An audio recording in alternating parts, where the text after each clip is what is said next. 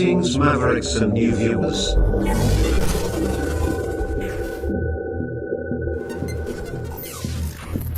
Tonight, direct and live from the Maverick News Network World Studios. This is Maverick News with Rick Walker.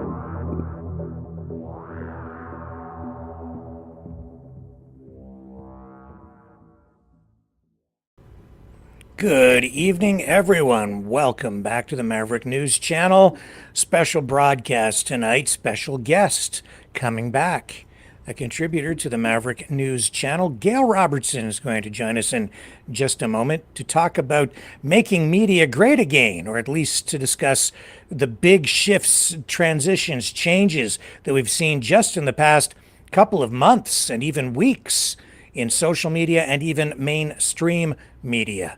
We'll talk about the InfoWars sale. We'll talk about the arrest of Ezra Levant of Rebel News. We'll talk about Elon Musk possibly even buying MSNBC and much, much more. So stay with me.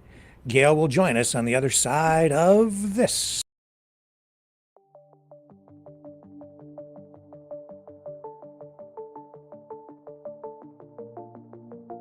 Greetings, brave Mavericks. Our quest for truth continues.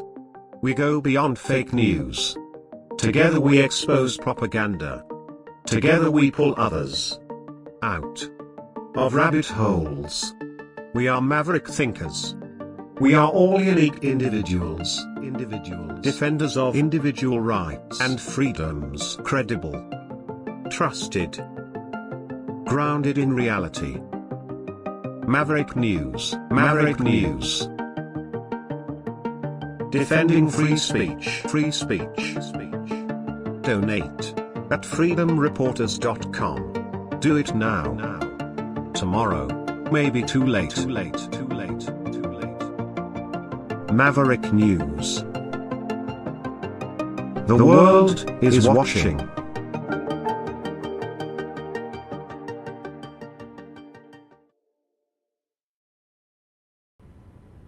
Okay, let's not keep her waiting. She's in the back room. Let's bring her out front where you can see her bright smiling face. There she is. Hello. It's been a while. Way too long. It has been. I'm so glad you're here tonight. We need you. We need you to help us make sense of all these big changes on the media landscape, and especially since the presidential election. So you're our media specialist, so we need your help tonight.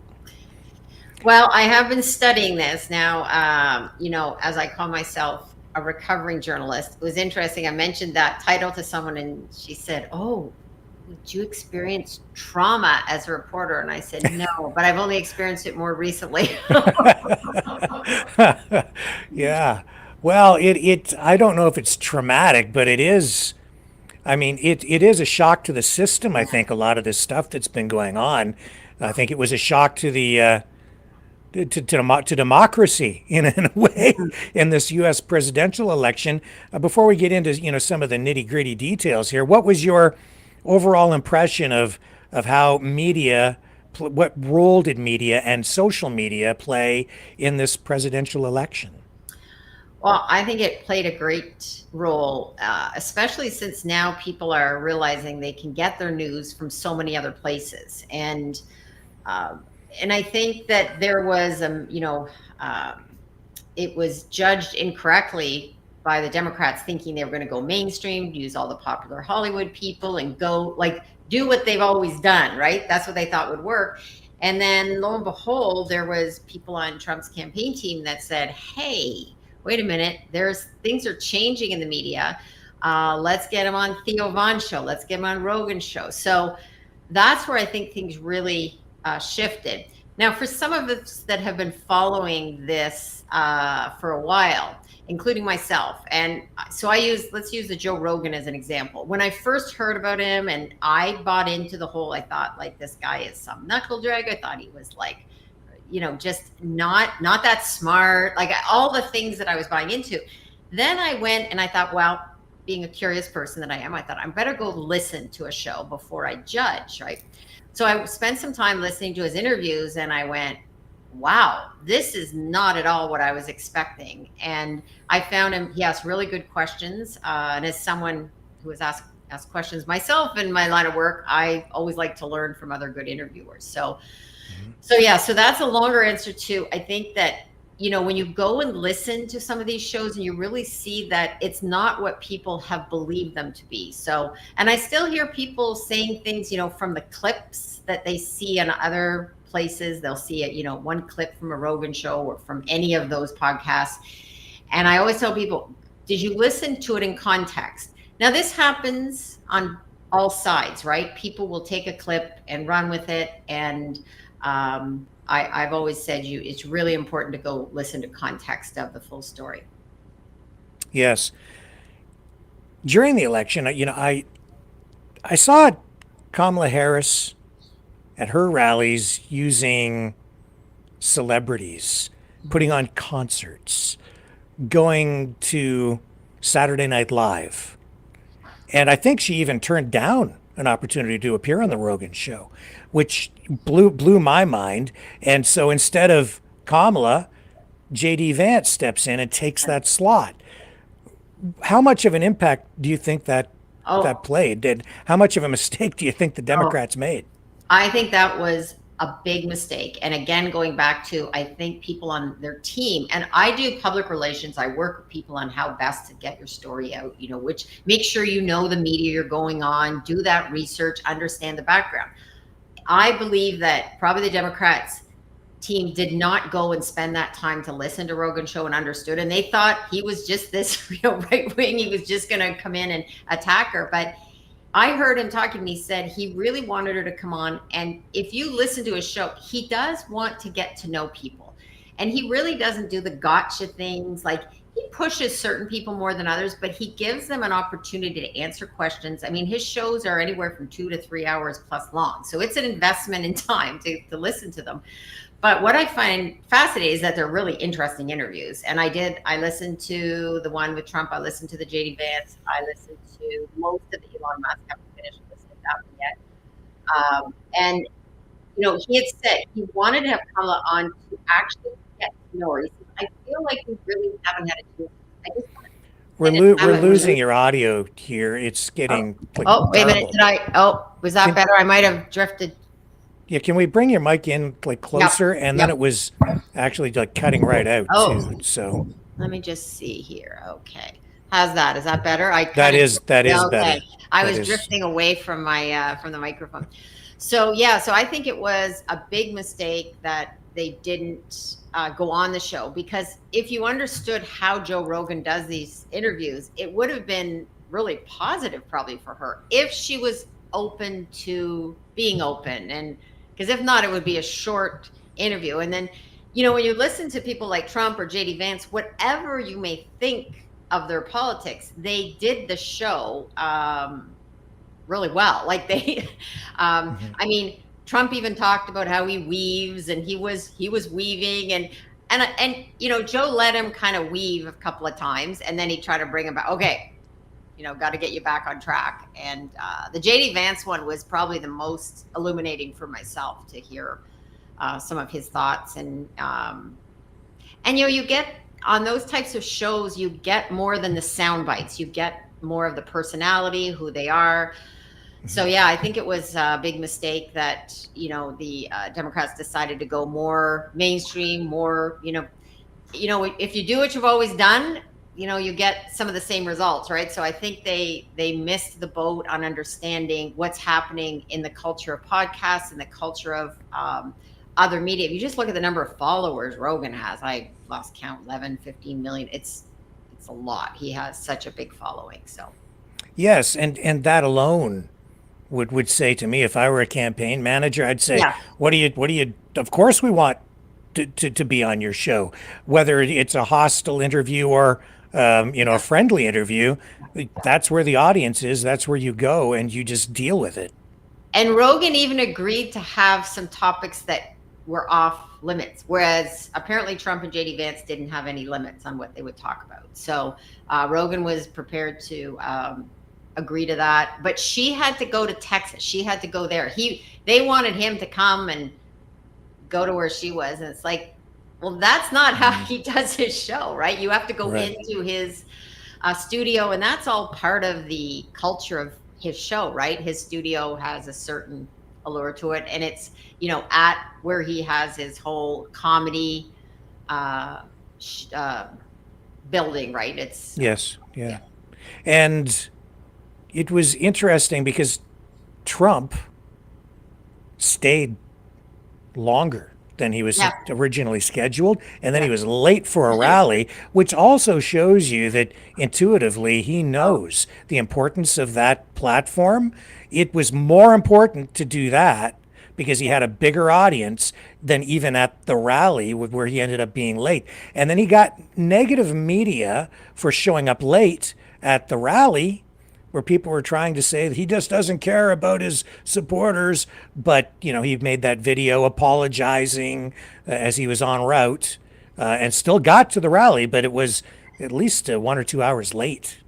Yeah, it was quite a lengthy interview.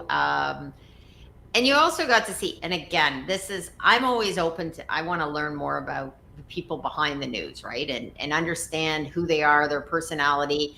And he does have a sense of humor, and I think that was what came out between him and Rogan, right? That there was things that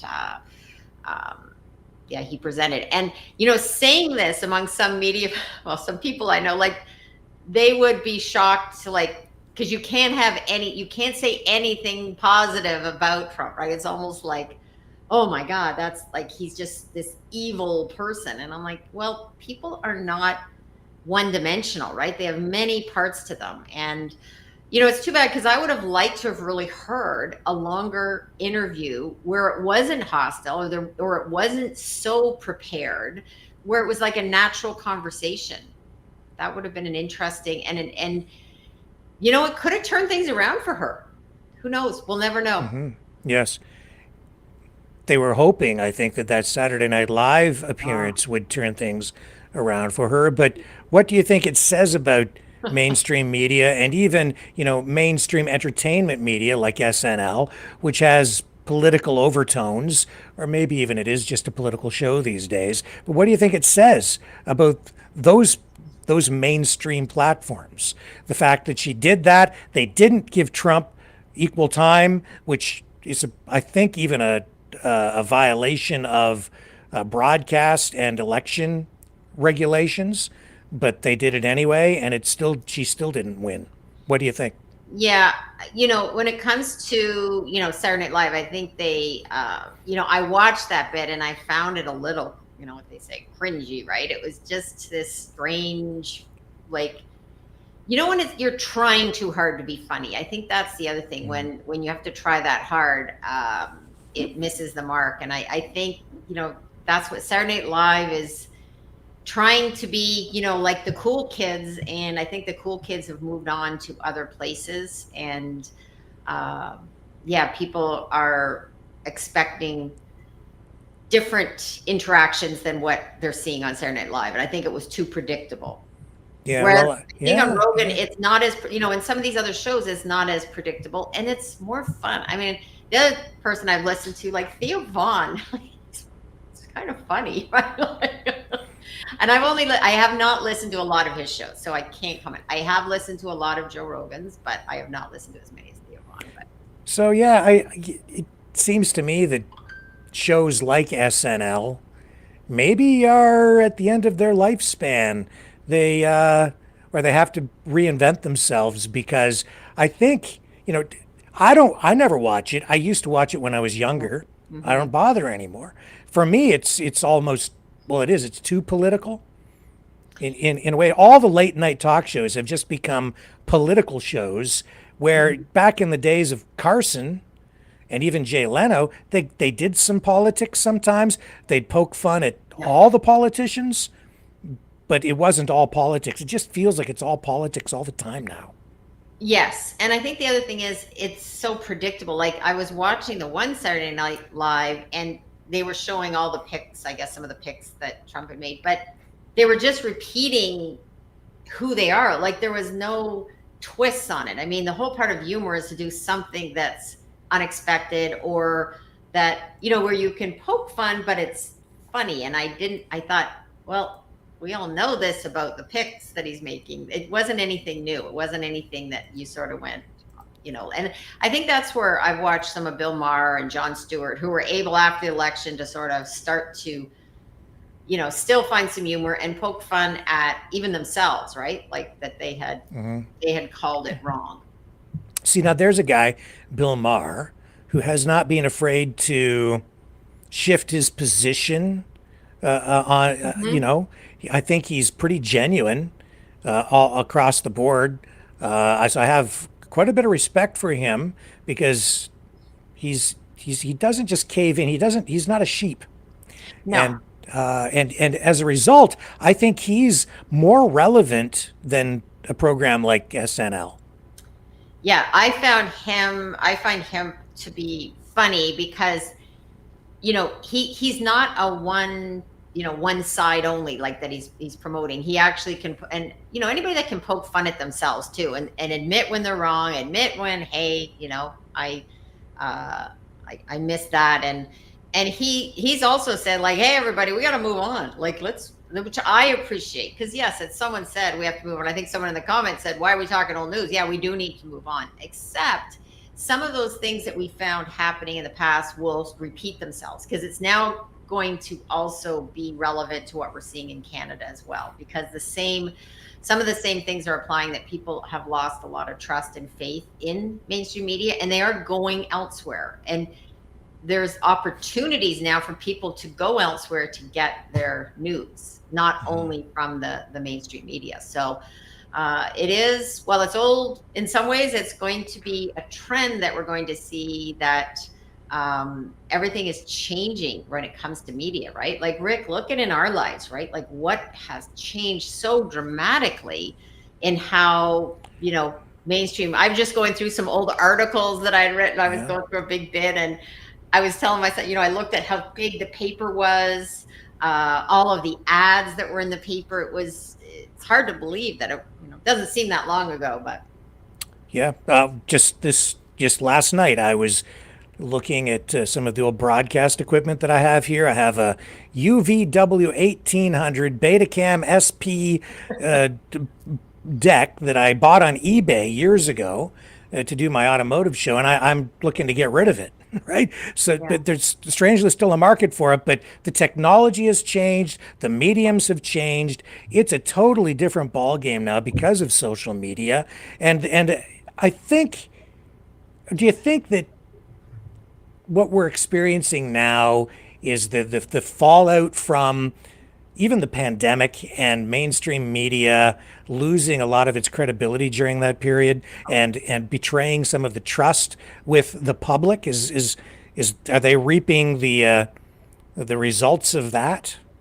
Yeah, I'm going to say yes, because even for myself, where I saw things really shift was during the whole, like when we looked at the convoy, when we looked at coming into the pandemic, when we looked at the convoy in Ottawa and how everything started to shift in terms of where people were getting their news.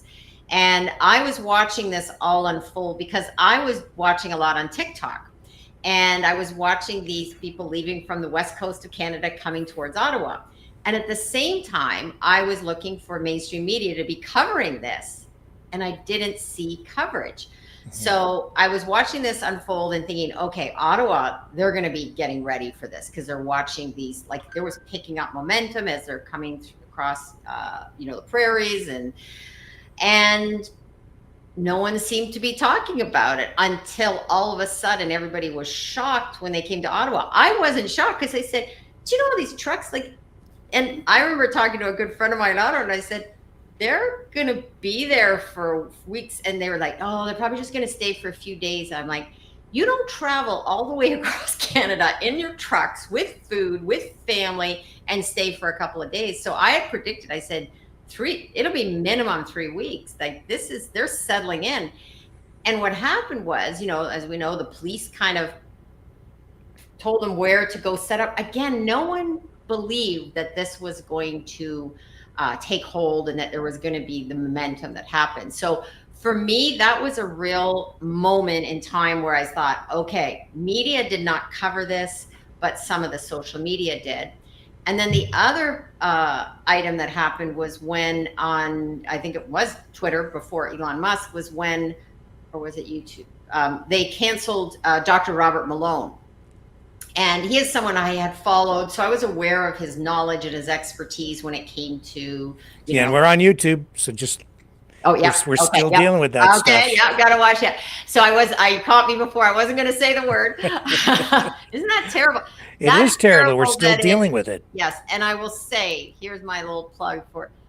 Go to Twitter and X, because I see so many people that want to jump ship from there, but it is one of the only places right now that does not have the C word. I don't know if we can say that because if you're on YouTube, but yes, yeah. I highly encourage people to go there. It just gives you another perspective on what's happening. So yes, Rick, in terms of what I saw happening with the media, there was a big shift because of the pandemic. And I think, there's this belief that, well, people are dumber than what we are. And I think we saw that same thing in the States. Like, people just said, well, only, less educated people supported, Trump. Mm-hmm. And okay, I know this not to be true, guys. I know too many people in the States. And yep. So, yeah, it was, I think that was where, for a lot of people, even if they, didn't, whether you agreed or disagreed with mandates, they started to ask questions and went, why is this happening to the degree that it's being pushed? It's pushed so hard. And we've seen the same thing with EV, right? With electric vehicles. When it gets pushed so hard, and then they realize, oh, wait a minute, there isn't a market for it. So I think people now are starting to question more things. I'm a big fan of curiosity and making sure you do ask more questions, and that you go, look up information on your own. So yeah, big shift in media, and now we're. And I've been under the, like, there's a sense that things are returning to normal, but just yesterday somebody sent me a job at the National Post. And this is something you might be interested in. And I went, well, probably not, but I'm going to look at it. So I looked at the post, and as part of the condition of employment, of course, you have to get the thing in the arm. And I thought, are you kidding me? It is, after all this time, they still have that policy in place. And what does that say about the kind of people, that shows you that the journalists that they have working there are the ones who will obviously comply. They're okay with it. So you don't have any diversity in thought surrounding the thing in the arm. And that's a major issue right now. It floored me to see that that's still in place. And obviously that's still having an impact on media in itself. There is many workplaces that is a condition of employment. And I think when we talk about, diversity, it is a very narrow definition, because it's not often diversity of views, diversity of opinions. And that's where we lose out. And, I've always believed, going back to my journalism days, when I was going to journalism school, the whole premise of, being in journalism school was that you're supposed to welcome different ideas, ask, and push to get more information of whoever is in power. You should be questioning them. You should be keeping their feet to the fire and asking questions, and not only with some parties, right? And so, yeah, I see so many, talking about misinformation too, people throwing a lot of information out there, and they haven't gone and done their own research, or they'll say something, one clip about Rogan, for example, and it's not even accurate. Mm-hmm. So just moving along, and it's kind of, this is still all in the same, this is all connected, but we saw just over the weekend Ezra Levant of Rebel News arrested. I think it's the first time he has been arrested, but other Rebel News reporters have been arrested multiple times. David Menzies of Rebel News in Canada arrested 5 times now, I think. I have the clip of Ezra being arrested at this protest where he was trying to interview, I guess, pro-Palestinian, or he would say pro-Hamas supporters. I'll run the clip and then I'll get your comments. Well, because it's not up to him to say you have free speech there, but not here. Well, yeah, because you're inciting this crowd and then it breaches the peace. Well, your presence is inciting them, and that's exactly what you're trying to do. Because I'm a Jew. No, because you're trying to incite them. I haven't tried to incite them. I went to take a picture of the hate crime that You you're could have done it on abiding. the other side. You didn't need to walk over No, here. I wanted to go out. I don't Now I'm think going to tell you to anyone- move over there. And if you don't I allowed you to take that video. Let's get I that allowed on you to there. take that Yeah. video. I'm not So you're crossing the refusing road. to leave? I'm refusing to leave. Why? Because I'm a Jew, I'm a citizen, and I'm your boss. And I don't leave if you say Jews aren't Well, you know allowed what? on the street. In the interest of keeping peace here and public safety, you're under arrest for breach of the peace. Take a minute. Good. Take this.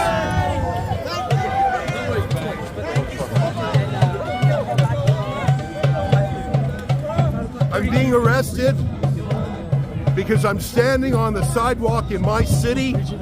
Well, because it's not up to him. Okay, so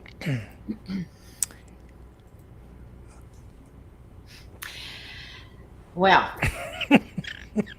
this is complicated. yes. You I- take so well, over to you, so that I don't have to it is and deal with it the is and fallout. it isn't, I guess. You know, Yeah, it is and it isn't, yeah. I've seen this a few times. I've seen Karima Saad's another person I highly recommend people follow. Karima Saad is also on Twitter and does a lot of coverage of the protests. You know, whatever you may think, again, I stress with Rebel News, whatever you may think of their approach, they are a journalism outlet.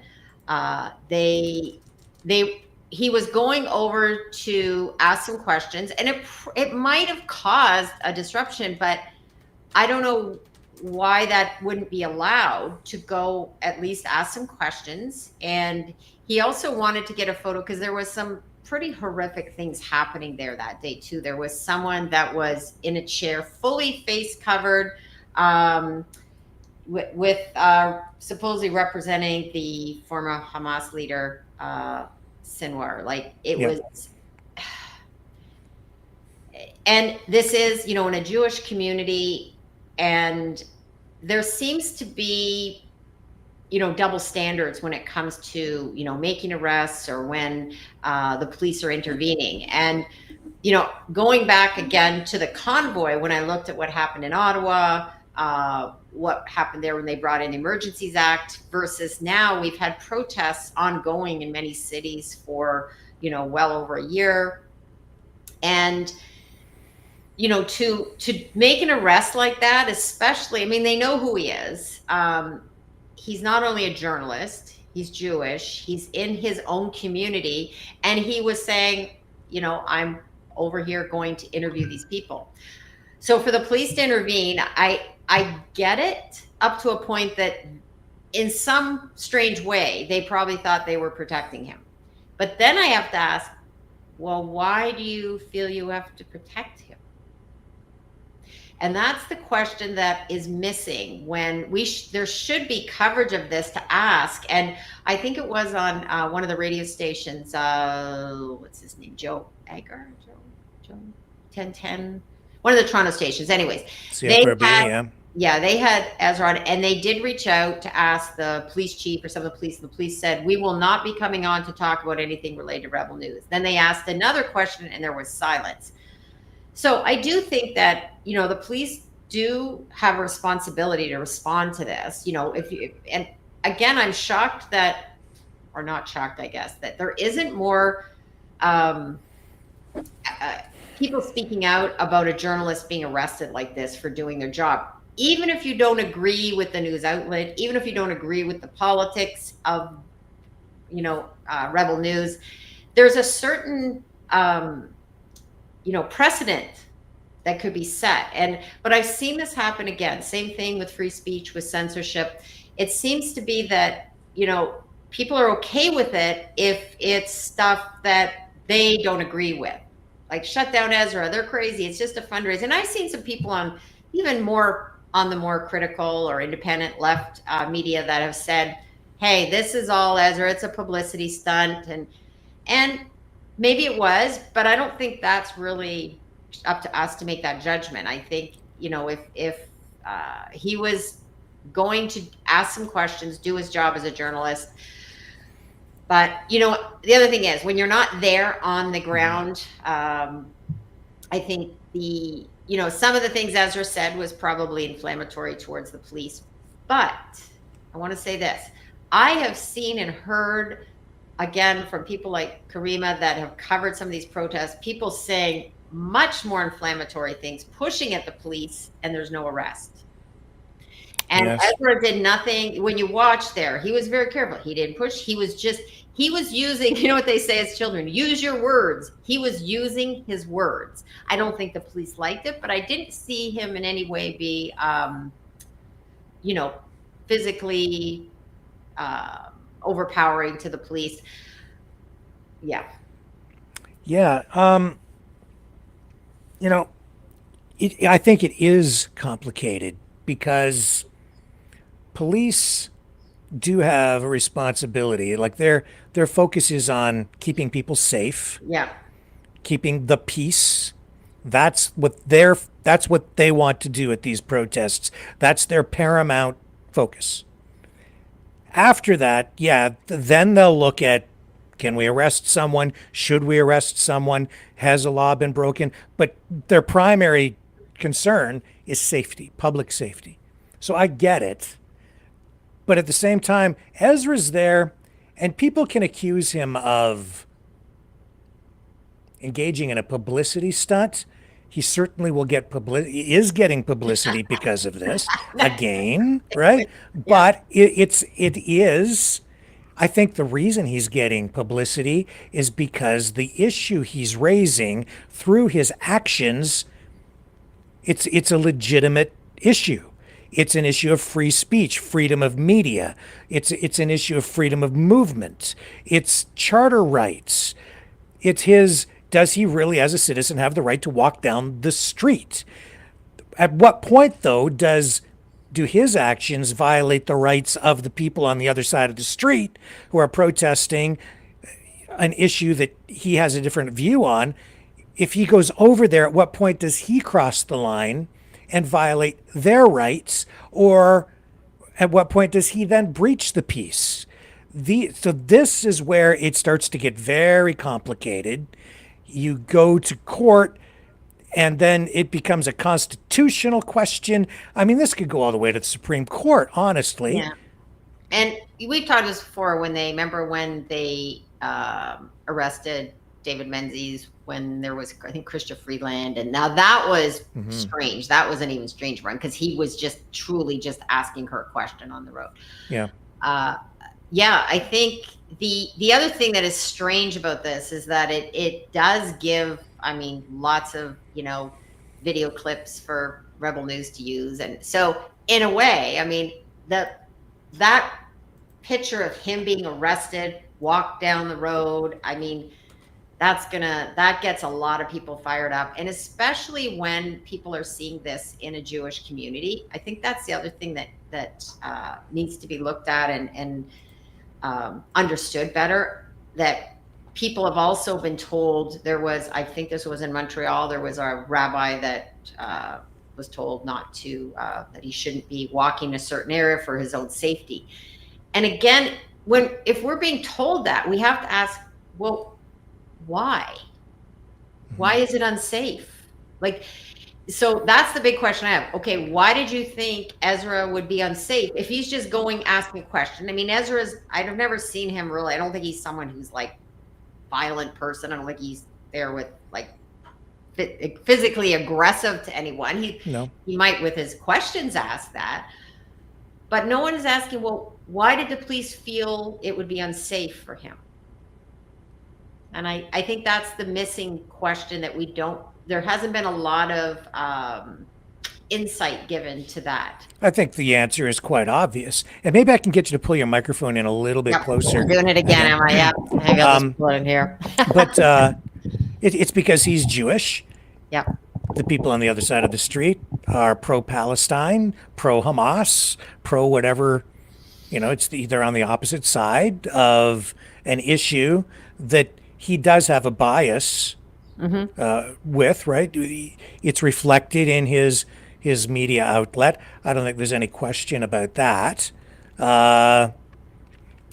So, I mean, Right. and so there's a clash there. Right. We know the answer to that, but the question is, if he's going over to ask questions, I guess, so my question is more, why would there be a safety issue for him? I mean, I know why, but isn't that the concern we have, is that there'd be a safety issue? Like, this brings around, here we go round and around on this topic, is that, there's been, I know Karima and her videographer have been, Karima is, I believe she's Palestinian, and I believe her videographer is Jewish.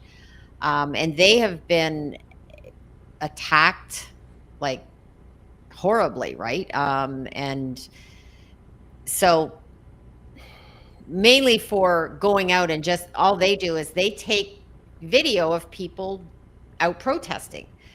And I have to wonder, like, if you're out protesting, normally wouldn't you want your message being carried forward? If you are doing lawful protesting and you're going around saying, here's what we want, here's our message, you should want to get your message out. For some reason, they don't want their message being taken. And I understand with Ezra probably why they wouldn't want through his lens, but for someone like Karima, I don't see why there would be an issue. They're just taking video of Well, this is the whole thing with these protests, and people, in my view, those protesters are the usual protesters that you get, who are they're the Antifa people. They're also the BLM people. They're also the pro-Palestine people. They're also quite often from labor movements. They are quite often from the communist organizations, or the progressive left. It's the usual suspects, if you will, right? For lack of a better phrase. But these are the people who it's the same people, and they wear their masks. Yeah. And so you can't see who they are. And if you think that they're all Palestinians, think again, because they're probably, half of them are probably from the suburbs, and they're probably white kids whose parents are dentists, doctors, lawyers, and well-heeled folks who are sending them all to university, where they're having stuff implanted into their brains, where they feel they have to go out and protest NATO and capitalism, and and just go down the list. Yeah, that's anti-colonialism. Well, I wonder. I continue to ask why that is allowed, that especially when they're doing things that would lean more into violent activities, that they're allowed to have their full face covered. I don't know why that's been allowed. And what's happened is it continues to escalate, and the police have not taken action, especially in Toronto. And, I've said this for a while. The police have a tough job, the frontline police, because they're given direction. Oh, yes. They don't have, they're being told you have to go out, and you can't veer off what you're told as a police officer, because you'll be in a lot of danger for your own personal safety too, if you go against what your partner's doing. So when they're going out, they're being told, this is what you need to do. And I think someone wrote this in the comments too, they're keeping the peace. So what, I think somewhere the police always choose the path of least resistance, hence why Ezra was arrested. So that is true. They're going to go. But what's happening now is more and more people are getting upset about this, because they are seeing that there is different approaches to how arrests are made or not made, because there's been some other things that have happened. Sure, because these protesters, the usual suspects, regardless of what the issue of the day might be, they block streets. We saw in Montreal that they took things to a whole new level over the weekend, smashing windows, setting cars on fire. That wasn't a protest. It erupted into a full-scale riot. And we've seen condemnation from the Prime Minister and the Mayor of Montreal now, but I'm not sure how serious they are about it, because sometimes I think they're kind of on the side of the protesters. the mayor of Montreal said these were not anti-Semitic protests. They were not that this was about NATO, but Right. that's Same not, people, though. well, That's not and that's true. the thing. It's the same people. So, but I think, there was this attempt to sort of make it sound like it was just, well, it's just the typical. Oh, I think they said No. black. What they call it, black. The group that come all in black, that they're she was trying to defer. Antifa. They're trying to defer to that, but that's not what I mean. There seems to be other views on that. Yeah, I don't think that it was entirely. I think that maybe. Where's the clip here? I've got it here. If she's saying it's not anti-Semitic, well, how about this?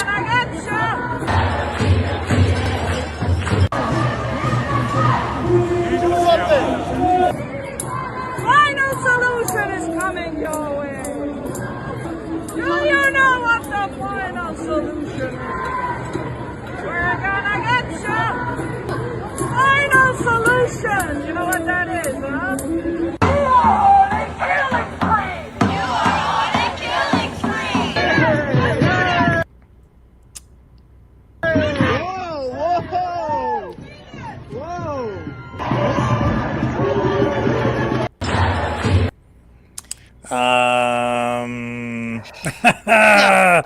I don't know what else. I mean, and this, I saw a few different clips. It's not like you can say, oh, geez, was that AI? Especially, and someone did comment on this about the second coffee shop franchisee that was removed by the owner of Sec Cup. So, and obviously that was done really quickly too. So they checked it.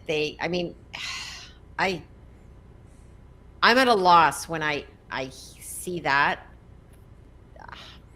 A loss in what way? I mean, like just how abhorrent it is to hear about Final Solution, someone doing Nazi salute and that, she lost her franchise, but this would have been prior to October 7th. Like that would have just been so horrific to see that. And now it's like people are defending her still. When I say I'm horrified, beyond horrified when I see that, because it's spreading. It's been ramped up I've been watching it for the past few years. It's people have been fed this stuff on social media, which kind of brings us full circle to this whole question of, I think too, I understand people who have concerns about social media and disinformation, misinformation, harmful information. I get it, because as much as I like the free speech that it provides, I also understand that just because someone says something doesn't mean they're right. It's making it more difficult for people to figure out what's credible information, what's good information, what is questionable information. Most people, I don't think, are equipped and are not media literate enough to deal with the flood, the constant tsunami of information that they're being subjected to. And the really dangerous thing that has happened now, and I blame mainstream media for this and government, because they lied to people about things, they undermined their own credibility, destroyed the trust that the public had in them, and now people are vulnerable to bad actors out there. There are good places online to go get information, and there are now some places too that are being run by people who are malicious, who are there spreading really bad ideas. Yeah. And it's leaving people who are vulnerable wide open to it. I'm concerned. Yeah, I think like many things, we talk about that pendulum has swung. And I think that because people have lost so much trust in mainstream media, there's no one to do a lot of the curating. So what's happened is as much as I'm an advocate for free speech and against censorship, there are some boundaries that are needed. Like I'm not a complete that everything should be allowed when it comes to speech. But there needs to be, like, when there is a calling for killing of people, death of people, that's there has to be some lines drawn. But you have to allow for different views and different opinions. And that, I mean, it's not easy. If it was easy, right? We wouldn't be having these kind of conversations. But I do think that, the media has lost so much control because of they didn't do what was needed to be done, which was curate some of these things and maintain some of that. There was an option to do that, and it was And ignored. I think what we've experienced is social media platforms, especially Facebook, YouTube, where they've gone beyond curating content and imposing outright censorship, which has only made it worse, because then people just point to that and they say, well, we can't trust YouTube, we can't trust Facebook, and they're just trying to and I think people are of the mind, because people tend to think in black and white or right versus wrong. If they're trying to censor it, that must be the truth. Yes. Right? So now you're into, again, dangerous territory. And in any relationship and any organization, when trust is lost, and as soon as when it was intentional in some cases, and even when there was an opportunity on some of these topics to turn things around and say, hey, we were wrong, which is what we talked about, why we like a Bill Maher, because he can say, hey, I got it wrong, right? I'm open to that. So instead, it just keeps sinking deeper and deeper into this place of where we're at now, where there is a lot of hostilities and negativity. And I think you're right. People don't often either curate properly or do the research.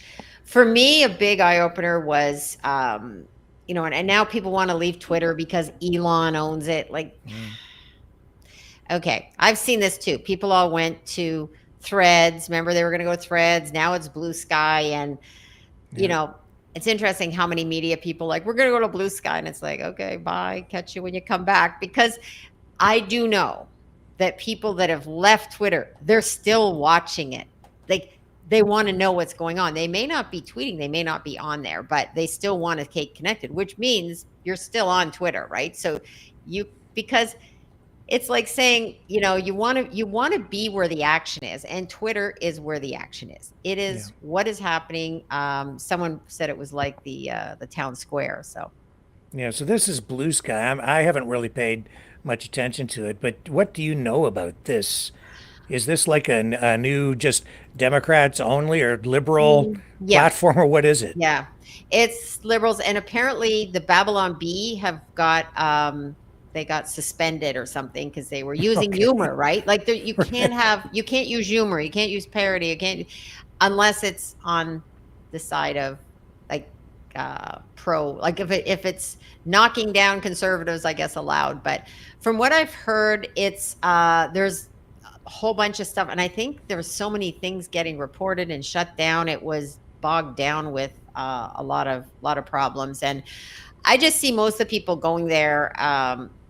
I don't know. I think they believe there's some sort of nirvana that everybody's going to be, lots of rainbows and unicorns over there. But I don't think that's happening because, of course, there's trolls, right? Of course, there's people over there trying to poke fun at them. And the thing with Twitter is that what I like sometimes is that there's, there is humor. There is people. I mean, it can get crazy, but I tend to curate fairly well, so I know the people to follow. But I leave a few loonies on there just because they're funny sometimes, and I know it's.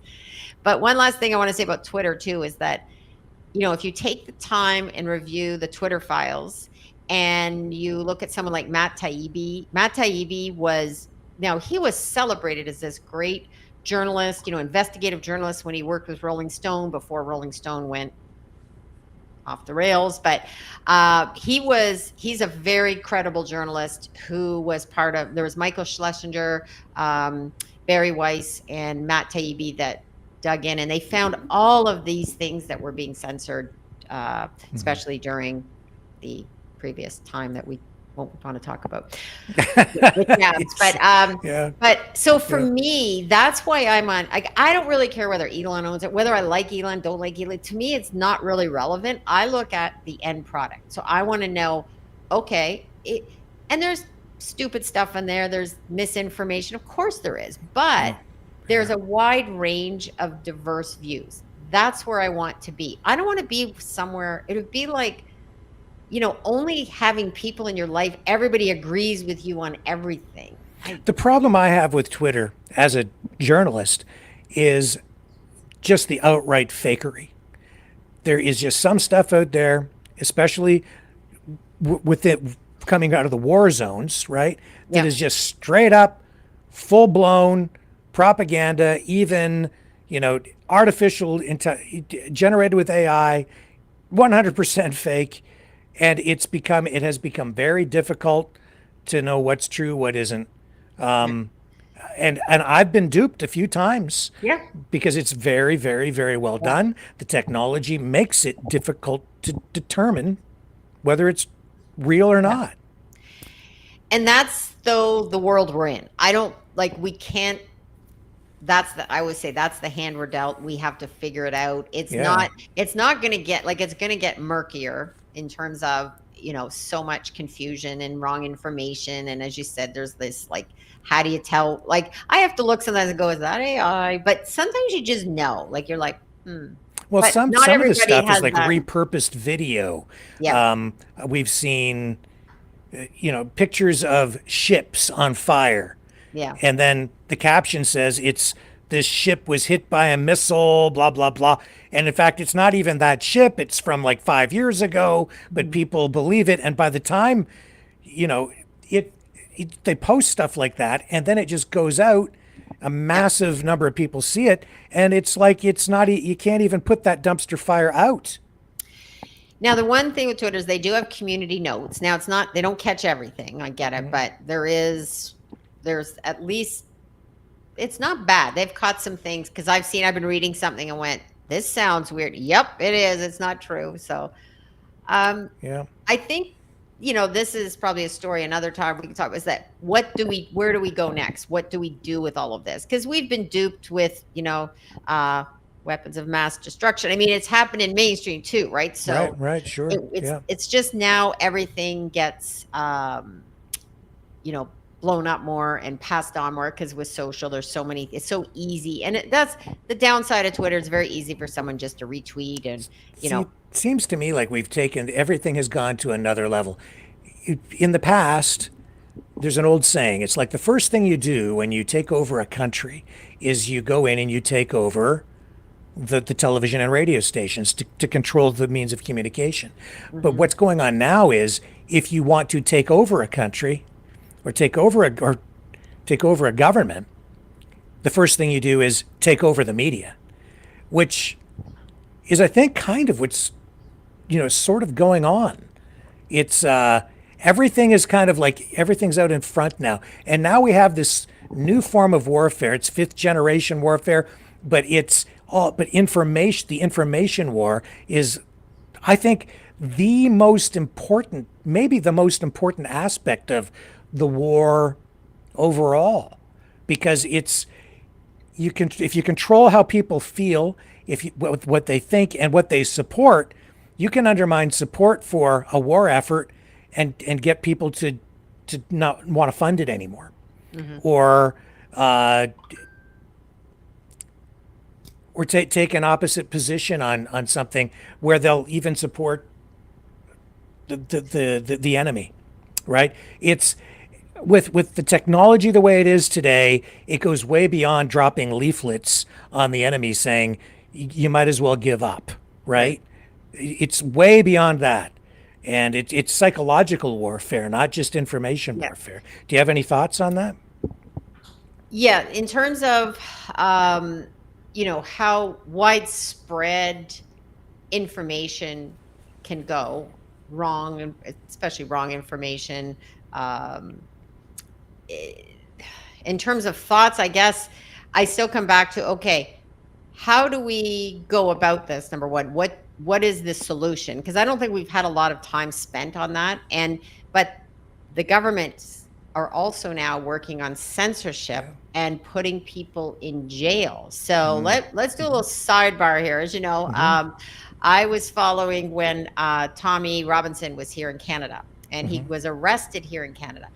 Now, in the UK, he's in jail right now because they told him he couldn't promote this film he had made, and he said, I'm going to put it out there.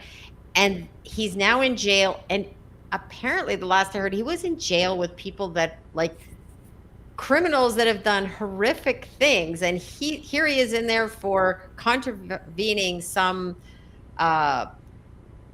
I think it's a civil law. It's not even a criminal. I haven't looked up recently, but yes, that is very, very disturbing. What I'm seeing happening in the UK,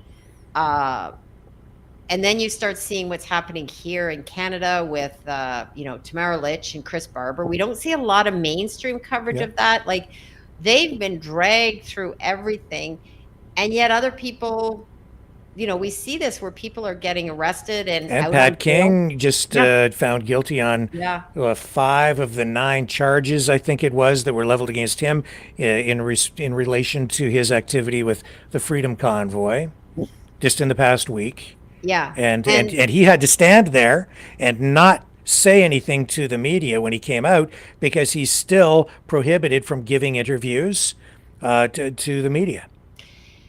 See, this is another form of fear that is instilled in people. So if you want to control people, that's what you do. You make it so that people are afraid.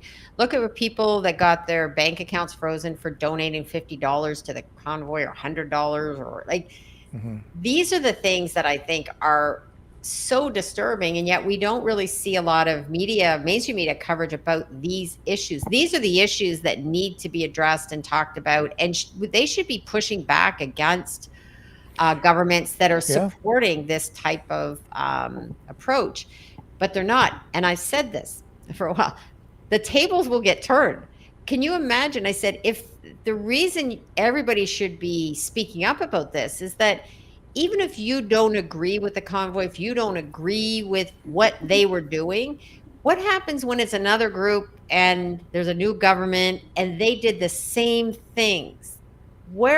How can you, well, there will be, because hypocrisy seems to be running amok in this country of late. So, well, I think we are seeing a shift in that regard, because after Trump was defeated in the previous election, he was dealing with bans on social media, banned off Facebook, banned off YouTube. They took his voice away, or they tried to. So what was the response to that? Well, it was to create Truth Social. It was him. He was banned on Twitter. So what was the solution? Elon Musk. He didn't wait for the country to be taken over to then take over social media. He bought social media so he could take over the country and help Trump get reelected. And that's really what happened.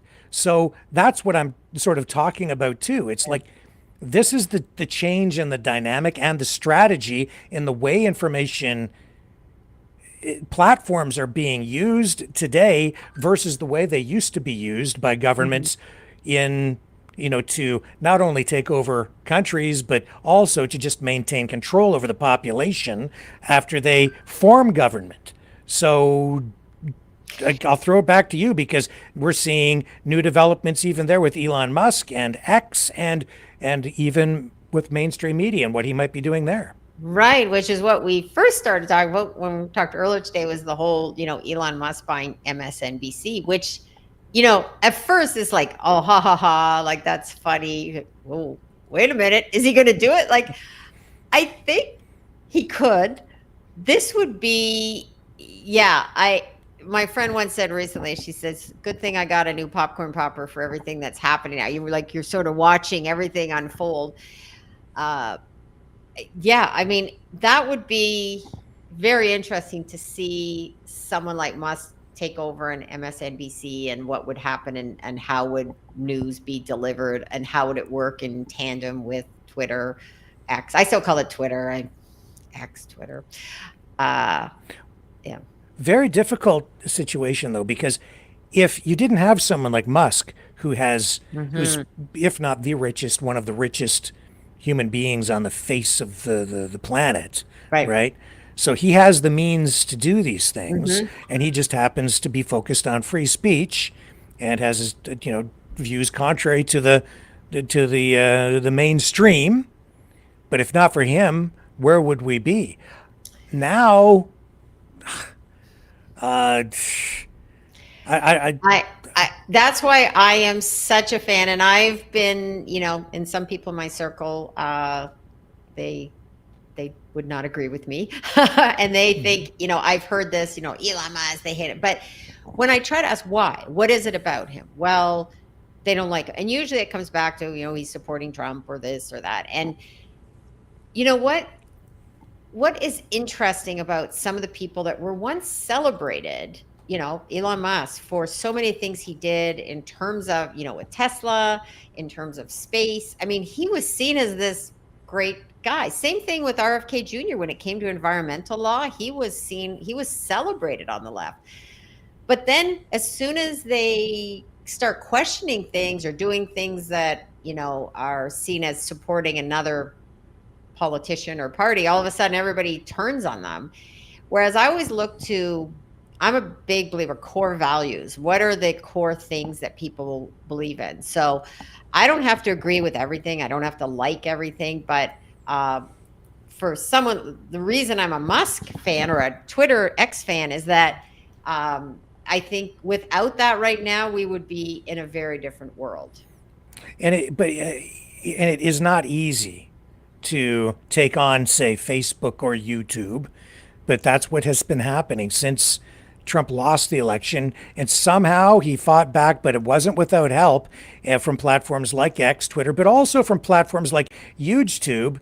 But over there right now, if you go to YouTube, where I've been building an audience over the past year and a half or so, they're now shutting down. And this is because of lack of sustainability. They're facing challenges in maintaining their operation. Obviously, they have financial challenges. It takes massive amounts of server space to accommodate all of the video content that is uploaded to a video platform like that. It was launched as an alternative to YouTube, particularly appealing to content creators who felt censored, who felt that they needed a different platform because they'd been demonetized on mainstream platforms. And I'll say YouTube is even a mainstream platform these days. But so, I mean, here's an example of a smaller player who had some financial support, but he's shutting it down because if you just read what's on that screen, it's just blatantly obvious. They don't have the financial means to continue this. Well, here's just like we were saying, when Blue Sky or Threads is trying to copy Twitter X, it's very hard when you're just trying to copy something that's already got deep roots. So I think that's another thing. As much as people may not like whatever happened on YouTube, they have such a massive, like, people go to YouTube for so many things, right?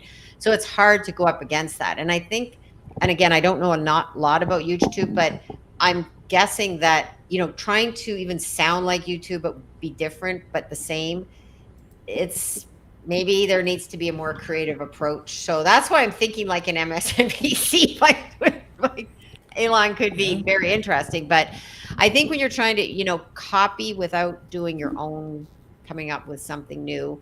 But there's the question too, is television are operations like MSNBC, are they failing because the technology that is used to deliver those platforms is obsolete, like television is sort of a one-way communication stream, or is it because of the content that they're providing? It's probably a combination. And I think if Elon does buy it, my guess is he's got a plan. He's not just like, there'll be something of how it will be used, will be, I'm sure, something different, right? Or he has, I mean, there's a lot of unknowns, but I think he will come up with something creative. I mean, that man is like, he thinks differently than just about anybody I can think of in this, like, that would use his, I mean, he could sit back and just do whatever, but he's driven to do things that not many people would want to do. But he does get to, I guess, go sit next to the president of the UFC fight. So, and then we're seeing Parler. You remember Parler? Yeah, that was a platform that Dan Bongino was heavily involved with, and I think Kanye West ended up buying it. But they came under heavy attack by the progressive left, the Democrats, whatever. They had their servers over with Amazon, and as a result, they ended up losing. I can't remember exactly what Amazon did to them with their servers, but they basically got shut down. The whole platform was ended up being essentially censored indirectly, and Parler was shut down. Kanye West tried to bring it back. It was sold to somebody else. Well, they're back again. And let me just show you the. I think it's hard, to compete, because there's only so much that people are going to go invest time in. So there's certain platforms people use. Like, I use YouTube for certain things. I use X for certain things. I use TikTok. So when you start to spread it out any thinner, I think it becomes, then you start to get echo chambers, right? And as much as people will say, well, not even echo chambers. It's just people just don't go there. Right. Yeah. But when they do, it's a narrow audience that will go there. It's too narrow. And that's what's happened with Blue Sky. It's happened with Threads. Yeah. So, I mean, I wasn't even aware that Parler was back online until today. I just became aware, strangely, as we were kind of getting ready to do this. So I'm going to make an account, and I'm going to sign up for it, because it's supposed to be still a free speech oriented platform, but they're taking a different approach this time, I think. And what they're doing over here is they're sort of putting filters on content that may be offensive to some people or controversial. So they'll put like a label on it, and then if you want to look at it, you can look at it or not look at it. And then they have certain rules about things like you said earlier. If you're threatening someone or threatening to kill a person, then that would be a violation. You could get booted off for that. But otherwise, instead of just deleting accounts, they're taking this other approach. So what are your thoughts?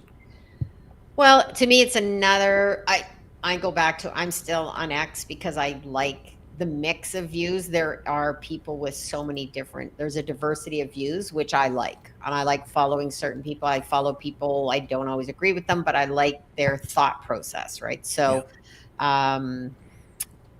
I don't have as much, like, to go to a one issue or more of one perspective doesn't inspire me as much to go sign up for yet another one, right? But because again, there's so much time, and I already have, and maybe because this is what I do, right? I do strategy around social media, how to use it, work with people on how best to tap into the different platforms. So the other thing is, what is the goal? I always ask, what's your goal on being on any platform? What do you get from it? What is it you want to get from it? And that's why I'm on the platforms I'm on. Well, I think we've seen too sort of migration and division based on political views between these different platforms, in particular with things like BitChute, where you're getting, way more right-wing oriented content. I post everywhere, so I don't care whether it's left wing or right wing. Right. If I got eyeballs, I want you, right? I don't care what your views are. You can hate me if you want to, or you can like me. That's fine. But BitChute, that's over here. YouTube's kind of like now way over there. Facebook is what it is. But you're getting people oriented. So we've got BitChute, Cloud Hub, Truth Social, Getter, Twitter, X, Facebook, Instagram, Threads. Yeah, the list goes on. Like, I don't know how you get them all these things. And that's where you have to look at. See, I look at as, if you want very niche, go niche, like in anything. But if you want to go wider and you want to have a wider audience, that's why I would say X. And someone asked, Pooh Bear said, I dislike X. I'm always interested why people dislike it. Like, is it just, because don't have to agree with me, but I'm always interested why people may not, I guess I don't either have a like or dislike for most platforms. I just find they are what they are. Like, I was talking to someone recently about Facebook, right? Now, Facebook, I use it for some things, but I find it funny sometimes because if someone posts on their page and they say, I like red apples, right? I'm probably not going to come on and say, how dare you like red apples? Red apples are terrible. You should like green apples, right? I might say, hey, good for you, and keep moving. Like, what's interesting is, we were talking about this sometimes, and you'll see on a Facebook post how people get into these arguments. And it's sort of like, I'll sometimes stop and read some of this. And I have some people in my Facebook circle, and I just go, wow. Like, they post things almost like, some of them post things, I think, looking for a fight. And they just want to go down that rabbit hole, which I find it over sometimes some silly things. But so I have to ask you this, because I've been banned on Facebook, apparently for life. Okay. Blah blah blah. Yeah. So, but here's my You weren't talking about red and green apples, though. That's why. I guess so. I think I got banned because they just didn't really understand what I was talking about, so they just banned me. And there are other reasons too, I suppose. But whatever. I don't think I did anything wrong. But that's me. Right. My question is, before, when I was on Facebook, news was still permitted there, and politics was one of the main subjects of discussion. And it was really, I think, being used to drive people's emotions, where they would feed you stuff that you like, and then they'd feed you something intentionally that you would really disagree with and would even get you upset. And that was what would keep people engaged when they were going through the feed. But now that news in Canada is no longer really part of the platform, because they've essentially decided they're not going to carry it because of the Justin Trudeau government and, all of those, and the new legislation on revenue sharing, that they don't want to pay the money. What's going on Facebook? Because I'm not there. How do they keep people engaged now that politics is politics still a big part of it, or news? What is it? Sometimes is, as long as you're agreeing with, the main narrative. For me, Facebook is more about events, local events, what's happening. Like, it's, posting things that are all nicey nice. It's the unicorn for me, right? I find Facebook, I would never post anything like that was at all controversial, because number one, people would just go off their lids and start, commenting, and I'd get probably people wanting to unfriend me or don't talk to me again. I don't know. So, but again, so I don't, it's a bit like, certain parties, I read a room. So Facebook to me is more about what's happening. I post about my cycling. He went for coffee. It's that kind of stuff, right? Yeah. That's why I like X for other more meatier topics. Instagram's just sometimes goofy stuff, and then LinkedIn is. See, this is why you can't practice old school journalism these days on those kinds of platforms, because if you speak to one side and it's okay with them, they like that, you're fine. But if you try to speak to somebody on the other side to balance it out, you're going to get banned. That's really what was going on with me.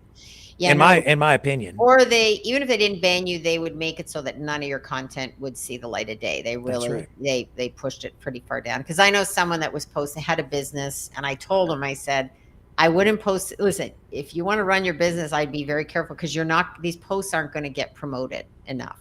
Mm-hmm. So that's the thing. It is, I always say, you don't have to like it. This is the way it is. These are the the way social media works. That's what I often tell people too, is that unless it's your own website and your own blog and your own content that you own, someone else owns it. So you have to play by their rules. So if you want to be on Facebook and get attention, you got to play by their rules. Yeah. That's just the way it is. And even LinkedIn, I mean, there's I know people that got banned on LinkedIn. Yeah. So yeah. Okay. Well, let's take a little break. Okay. And we'll come back, and I still want to talk about a few other things, including the sale auction of InfoWars. Done.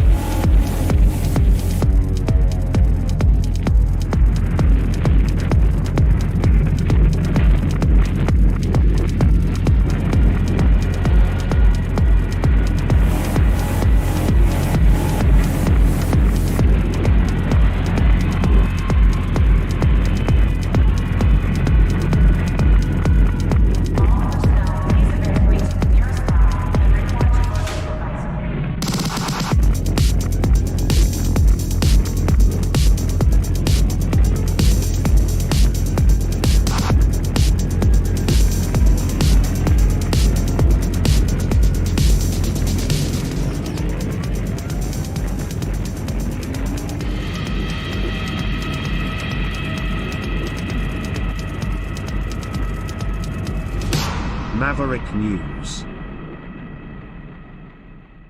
The world is watching.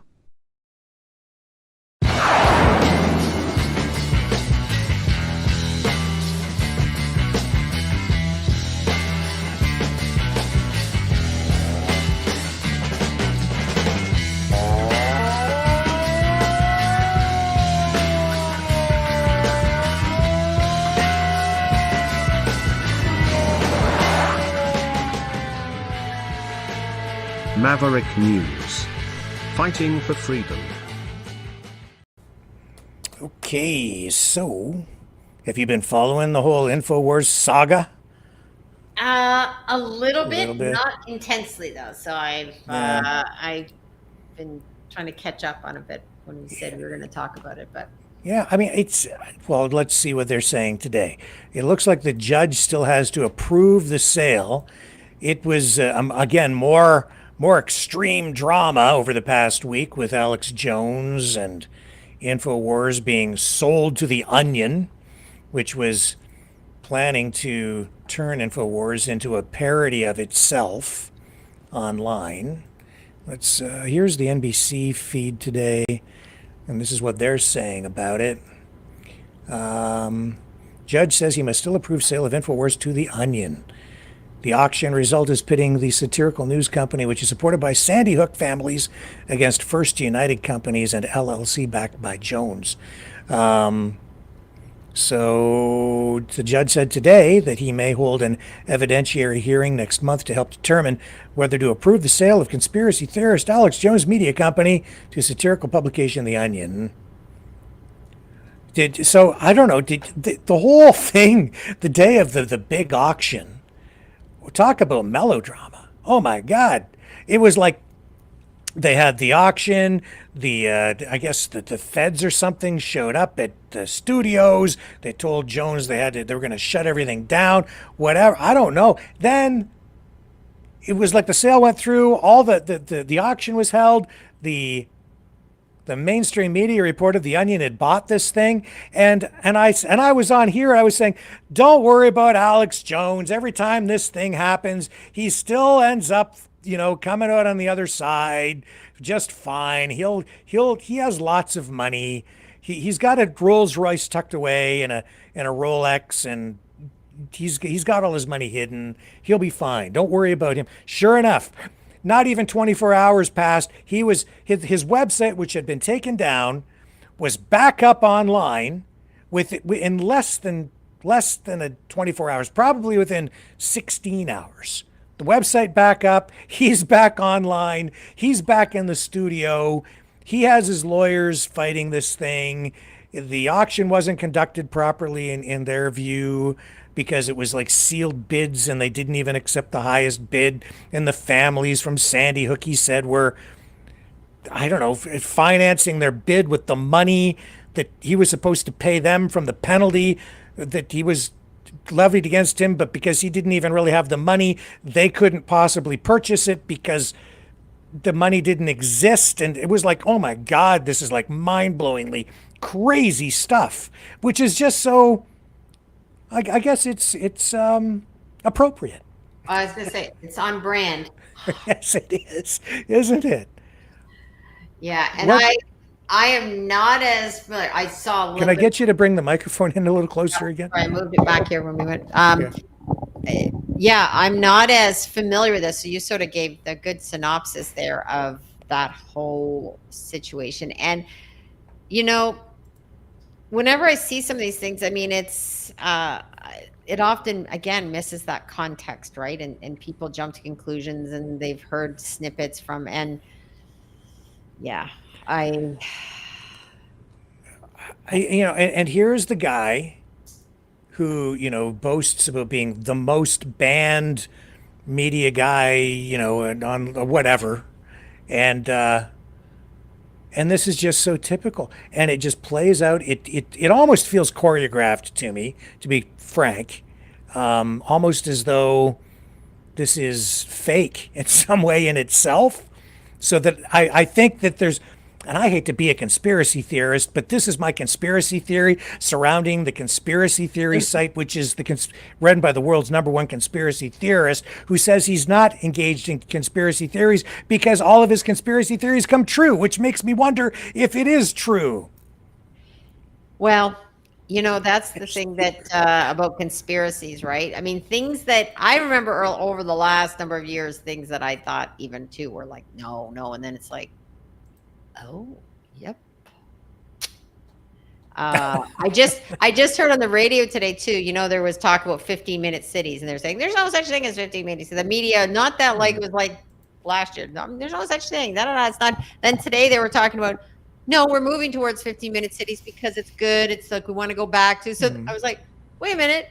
I remember not that long ago hearing that was all conspiracy people talking about 15-minute cities. So now they're saying, well, there are 15-minute cities, and the people that disagree with them are all wrong, just because they think that it's conspiring to not have them use cars. And oh, wait a minute, that's what it is. That's what it is. But that's And I've been on here people get upset with me on both sides, have been getting upset with me for the last couple of years because I've been saying, yeah, there are 15-minute cities, but you have to look at all of these things with some degree of perspective. Yeah. Like it's not as evil as you think it is. It's evil, but it's not that evil. It's like moving to electric cars, doing like certain things. I mean, it's not 100% bad, but what we've lost is the ability to step back and look at things and with perspective and say, okay, let's take, I always say, take the best, leave the rest. And we aren't doing that on so many of these issues. So what I was hearing, talking about today on the radio about the 15-minute cities was that it wasn't that long ago that it was like anybody who even said we're moving towards 15 cities, they were wrong. They were conspiracy people. They were just, trying to cause trouble. Now it's like, well, we are moving towards this, but now the people complaining about it, well, you're wrong. And it's just this attack of people who want to question and think differently. But what they don't realize when they're going through these stories is that people have lost that trust in the storytellers and the people reporting on this. Instead of saying, just what you said, there's pros and cons. We should listen. See, I've always said, why don't we listen to the people who disagree with this and ask, why do you disagree? Same thing for years now. I've said, we need to ask people why they would support Trump. Why do they want to change? We need to ask more questions and listen to different views. And that seems to not be happening on all these topics we talked about tonight, is that there's a lack of ability to question and give context. And that's why when I'm talking about media and what I miss about media is that our jobs in media was supposed to be able to give context and help shape, take all the information, take very different views, and bring forth stories to let people know what's happening without injecting our opinions all the time. Yeah, I mean, when it comes to, even like perspective is important, but I don't know how sometimes you get through to people or convince them that to look at things in maybe a little bit more moderate way when people have lost so much trust in institutions, especially on an issue like 15-minute cities, where I'm okay with a municipality using streetlights with sensors to send a message to a central control, where they're saying there's a light has gone out over here, so you send someone to fix this street light. Or gunshot sensors, so that they know if there are gunshots that are fired in a neighborhood, and they can send police over there to check it out, right? I'm cool with that. But I also understand the need for privacy. Yeah. And how if they're checking every license plate that goes by and using facial recognition to monitor the movements of individuals, I think that's a bigger issue. So I totally get it, but there's a balance to be struck here. Right. And this is where when people lose trust, and that's what's happened. So now whenever they want to do anything, whether it's even, talk about anything, whether it's health related, whether it's electric vehicle related, people are going to shut down now because they're like, wait a minute, I don't trust you. So, and don't tell me what to do. So now people are starting to get into that. Like now, advocating to say, I want a car with gas. I don't, and the whole EV thing, we often, people want to compare it to what's happening in Europe. It's just like, you can't compare what's happening in Europe to like Canada or the US, when we have in Canada like such diverse weather and distances. It's just so off the mark. Yeah.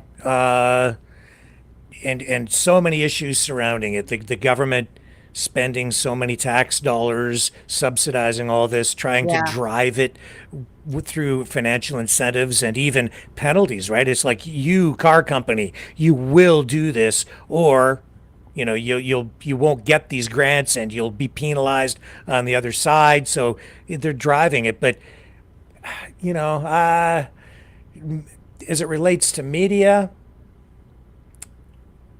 it's just, again, I think people can see that there isn't demand for it, and yet the media has been out there promoting it, pushing it, taking that government agenda forward. Right. And then that brings us, here in Canada with how many of the media outlets that are subsidized, right, by the government, which makes it very tricky. I always said when I was working in fundraising, you don't bite the hand that feeds you. If someone is giving you money, you make sure they look good. It's kind of common sense, right? That someone has given you lots of money. And we saw that in a few different issues over the last number of years, right? You're getting money for advertising. You're not going to push back. I remember too, way back in covering when we had, what was it? There was the real estate board or realtors were doing something in an ad, and there was a story that came out that was critical, and we had a big, oh boy, it was, we had to really question what we could cover about, I think it was when we were looking at realtors versus people selling that was it. There was going to be a story about people selling their house on their own without going through a realtor, and that caused some disruption with the realtors who were paying for ads.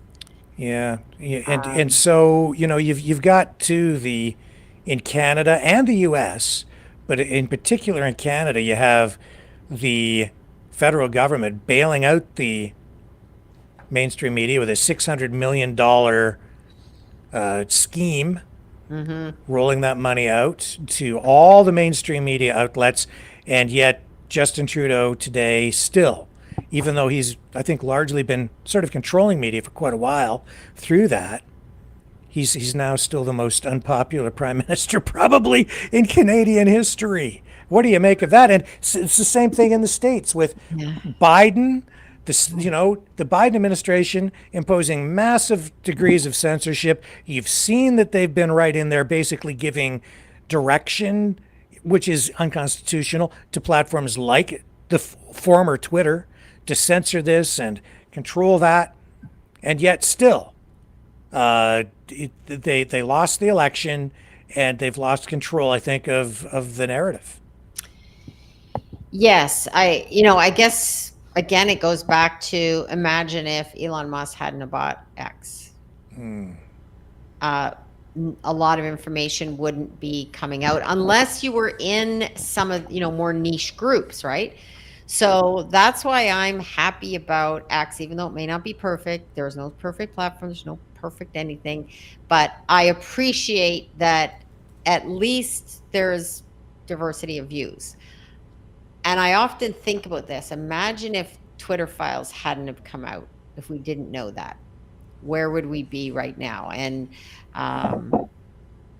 but I mean, at the same time, though, people like Rogan and some of these other podcasts have gone on to do very well because they remember when, who was it? Two musicians wanted to take their music off Spotify, and Spotify stood their ground. Very smart move. They knew like then, I think like don't want to be upsetting someone like Rogan, right? Yeah. So in a nutshell, to kind of wrap things up here tonight, what do you think we're facing here? Is this does this show that no matter what happens, eventually truth bubbles up to the surface? Or did we just get lucky because someone like Elon Musk and some others have pushed back against the censorship and the efforts by government to control media by setting up alternative platforms like Parler, like Truth Social, like Brighteon, like, and now X taking over X?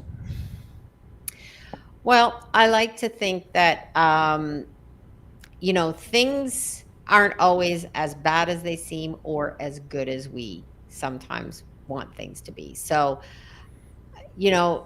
I think because of, I guess, to a certain degree, I have a belief that there is, in my faith, that there's something greater happening, and that's what's happened over the last number of years. I think Elon stepping in and us having the ability to see different views is really important. And it's also about getting outside our own narrow views.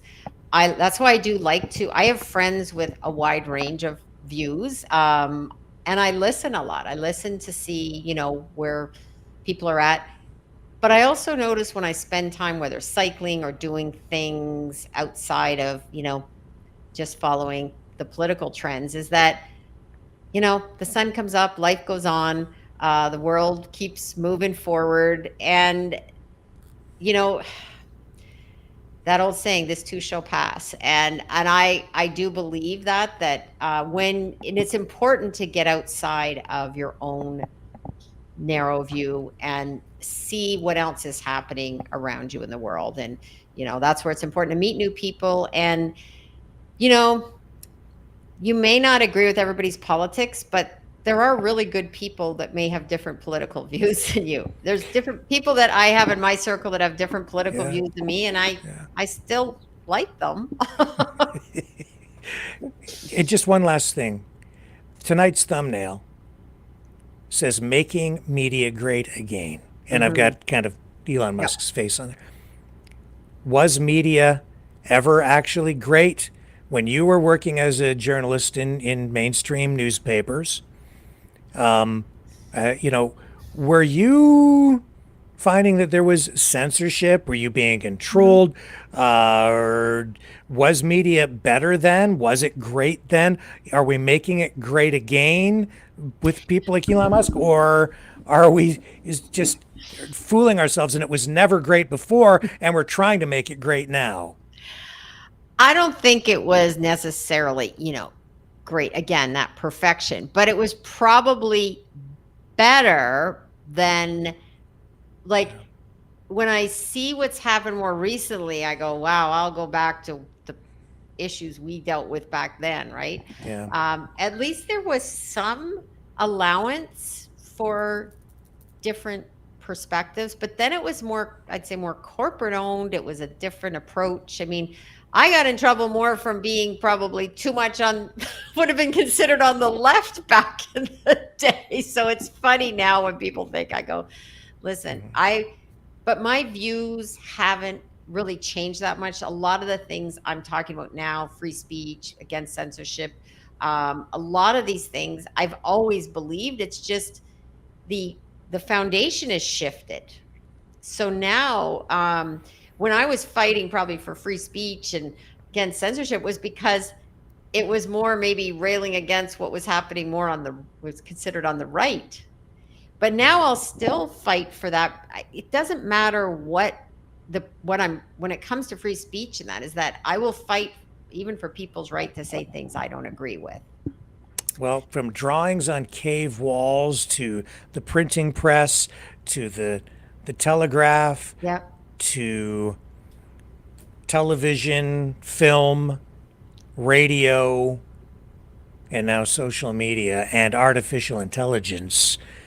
Every time there's a new technological revolution or evolution, we end up, I think, revisiting all of these issues again. Free speech, Yep. censorship, what are the restrictions, what we have to rejig things to make it work. And seems to me we're kind of going through that process right now.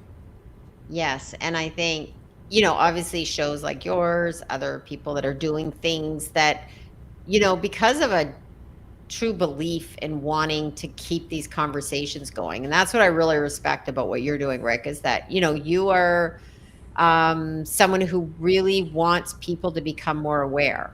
And that's what we have in common, I think, is this idea that we need more discussions. We need more people. And, as I'm reading, I try to read some of the comments as they're sliding by. But I mean, it's good to have, as long as, I always said, be respectful, but you can agree and disagree. I mean, people have been saying things that don't always agree with something I've said, which I appreciate. Like, it's important to have a little bit of back and forth, agreement, disagreement. And the other thing is, I've seen myself sort of think one thing, and then even after talking to you or reading something else, I've had my views changed on things. I'm like, oh, I hadn't thought of that. So it's important to keep an open mind. And oh, yeah. If people want to open their minds, how can they find you on social media?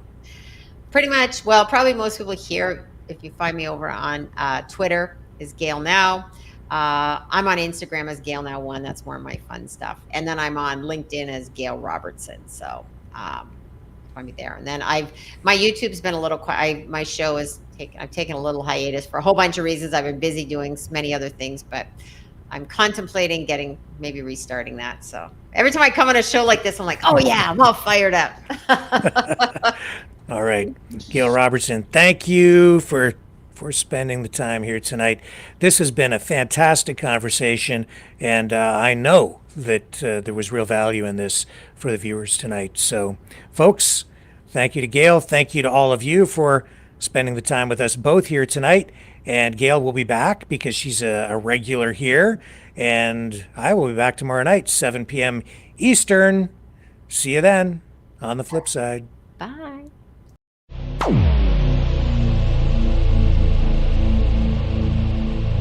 This has been a Maverick Multimedia production.